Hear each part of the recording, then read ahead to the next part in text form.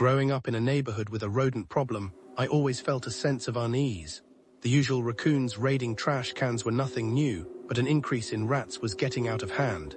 A team was called to inspect and help control the infestation. I met Hannah Tillman, who relayed the information to us, and we were told that an environmental control team would be sent out to deal with the situation. At a gathering to discuss the rat problem, Mrs. Harris, our elderly and bitter neighbor, interrupted us with her gruff voice, telling us to go home. Her demeanor was as grating as ever, and we knew to tolerate her. That night the rats struck, and Caroline's house caught fire. I rushed to help, and we stood in shock until the firefighters arrived. I saw Caroline playing a flute in her yard, and it was mesmerizing.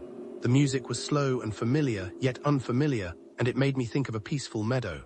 I discovered that Caroline was making wind chimes from organic materials, and they seemed to be made from tiny, colored pipes.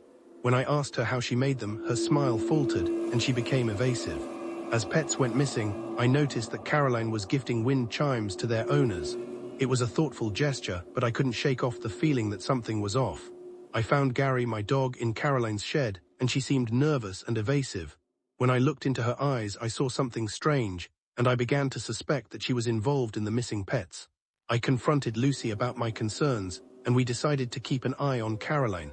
When we heard strange noises coming from Caroline's shed, I realized that something was seriously wrong. Mrs. Harris went missing, and the police were searching for her. I noticed a wind chime on her porch, and I began to suspect that Caroline was involved. I saw Caroline playing the flute again, and it was hypnotic.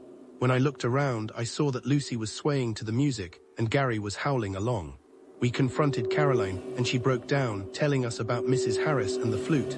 We realized that Caroline was under some sort of control, and we decided to destroy the wind chimes.